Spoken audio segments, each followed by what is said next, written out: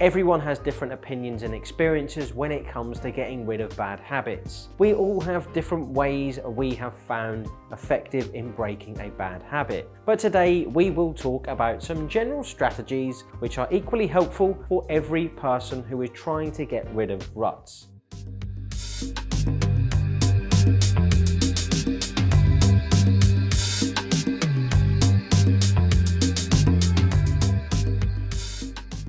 What is going on, guys? Today's episode is a follow-on from my last one, which was about identifying bad habits. Today I'm going to be sharing 11 strategies that could help you form better habits with 3 bonus tips at the end, so do not miss out on those. If you're new to the channel and like personal development, hit that subscribe button, and if at any point you like what you see, please give it a like. So the first one is take complete responsibility for your action. You are the queen or king of your activity. No one is accountable for them but you. Blaming others or situations can make you think that they are making you work on this bad habit.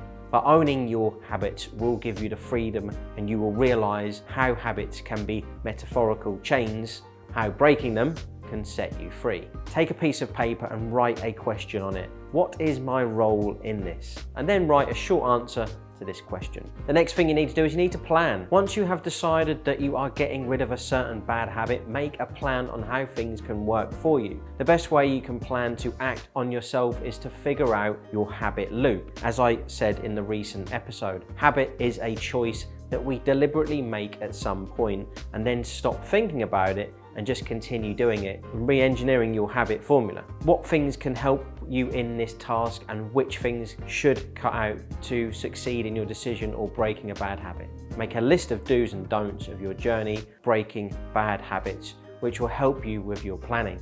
My next point is associate your bad habit with more pain by finding yourself. For example, if you have a habit of eating ice cream at midnight, try to lock the fridge. You might come back to your bedroom without ice cream rather than taking the effort of unlocking the fridge. Or you could keep spoons far away from your sight so that your mind can associate some extra effort with your habit. Money can also help you in this method, as it is a great motivator. Finding yourself might help you to ditch your rut for good. Pay your friend £1 or a few rupees or dollars, wherever you're from, whatever currency you use. If they catch you, you have to put some money. Or you could just use the old-fashioned swear jar method. The next one is understanding your triggers. And by understanding your triggers, you have a way of pushing back and not having that autopilot take control. Better awareness of the triggers that cause bad habits has been shown to interrupt the existing feedback loop that keeps a bad habit in place. When you're about to indulge in your bad habit, slow down and use your awareness of these behaviors as alarms to ask yourself what is going on emotionally. The awareness of your triggers will help you to begin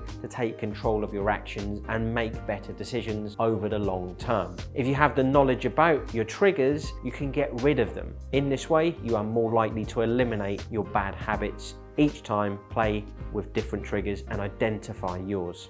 Be okay with tiny changes.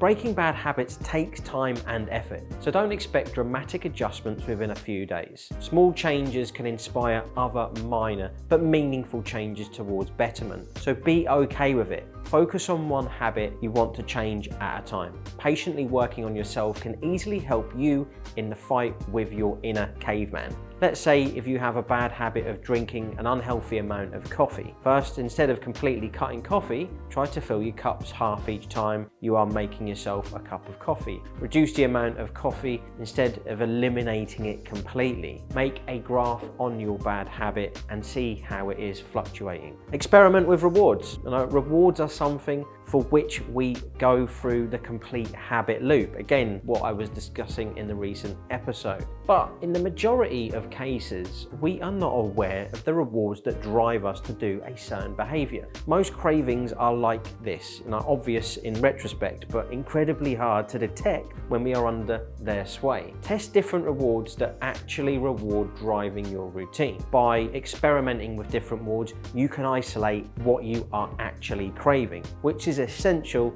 in re-engineering your habit. My next point is don't eliminate your bad habit, replace it. Now, we all know that bad habits are a result of a procedure taking place in our heads, so it's very difficult to simply eliminate them. This is why simplistic advice like just stop doing it rarely works. Instead, you need to replace your bad addiction with a new productive habit. Now, bad habits represent certain needs in your life. It is better to replace your bad habits with good behaviour that addresses that same need. If you try to completely cut it, your particular needs will be unmet, due to which it is going to be dangerous to just don't do it. For example, if you smoke out of stress, try to replace your cigarettes with yoga or meditation. It will meet your need for relaxation without affecting your lungs. One of the other things you can do is join forces with somebody. Remember, 1 + 1 = 11. Quick maths. Implement this formula when you are not able to get rid of a habit alone. Pair up with someone who is in the same boat with you and quit together. Comparison can motivate you to do better. You can celebrate your victories together and support each other when you are feeling low. Dieting alone is a harsh task when everyone in your family is eating pizzas, mashed potatoes or scrumptious burgers with all the trimmings around you. We do something in our office called the blubber competition. It's good fun. We have fines as forfeits for eating bad foods and share evidence of our training. If you don't, you get fined. Try it next time. You'll find it a lot easier compared to dieting in private. You can compare short-term rewards with long-term consequences. Begin to weigh the short-term rewards of your habit with long-term effects. It is much easier to feel and see the short-term benefits as compared to far-off, uncertain, hard-to-judge long-term consequences. Once you see the long-term deteriorating effects of your bad habit, you will not value the short-term pleasure. This will help you to attain the goal of leaving your bad habit. Keeping smoking as an example, the horrible consequences of quitting your life short by years, it is much easier to feel and see the short-term benefits as compared to far off, uncertain, hard to judge long-term consequences. Once you see the long-term deteriorating effects of your bad habit, you will not value the short-term pleasure. This will help you to attain the goal of leaving your bad habit. Keeping smoking as an example, the horrible consequence of cutting your life short by years will not allow you to smoke just to help you with short-term stress. You can also make a pros and cons list. And although most people know the cons to a bad habit, we don't often consciously take time to study it, which can help. Do not take your minor failures too seriously. Practice will help your brain to forget the habit loop, which is strongly fed inside it. While trying to cut your bad habits, minor setbacks are common. If you're pretending that they won't happen, you are just not being honest with yourself. If you occur to fall off the wagon and accidentally indulge in your nasty habit again, don't give up. Pull yourself right back and get back on track as soon as possible. One of my other reasons is finding a better reason to quit. Find yourself some better reasons to cut a bad habit. We all usually know about the consequences of our bad habits, but awareness itself may not be enough. Your body will urge you to go after the reward, so to overcome this problem, try to hack your body by substituting a better reason. For example, you know that your bad habit of eating too many desserts will affect your health. If this awareness is not working, give yourself a different reason to quit. That could be, I want to look slim and fit. I can go on dates without feeling uncomfortable. It will help me feel more confident. It could help me feel more confident with the opposite sex, whatever. 3 bonus tips are coming up, guys. Be kind with yourself. As we have already talked about, altering a bad habit will not happen overnight. Setbacks are normal and we should expect them. So try not to get frustrated with yourself when the process is developing. Be kind to yourself when your brain is taking some time to form these new connections and a new pattern of behavior is kicking in. Don't expect it to instantly start working. Do not overdo it. Keep little rewards for yourself when you achieve a milestone. Alter your environment. Certain environments can trigger certain bad habits. The environment can unnoticeably boost the chances of indulging in bad habits. So if you're struggling to break a bad habit, look around you and see if you can do things a little differently. Even small changes can help, like eating a donut with your non-dominant hand. I know it's funny, I read it but it's quite true. It will disrupt the learned body sequence that is steering their behavior, which allows your conscious mind to awake and reassert control. Try to change the interior of your workplace or room if you think it is triggering your bad habit.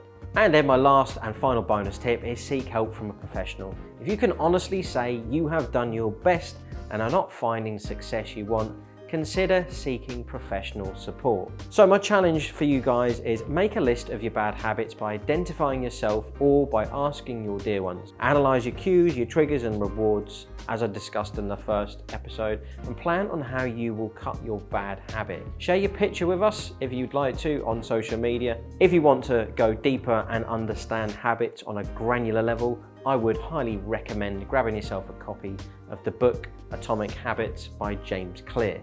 Well, that's it for today, everyone. If you have enjoyed the content and haven't already, go ahead and hit that subscribe button and give it a little thumbs up. And if you'd like to be notified of when new episodes are released, then click the little notification bell. This has been Richard Roser.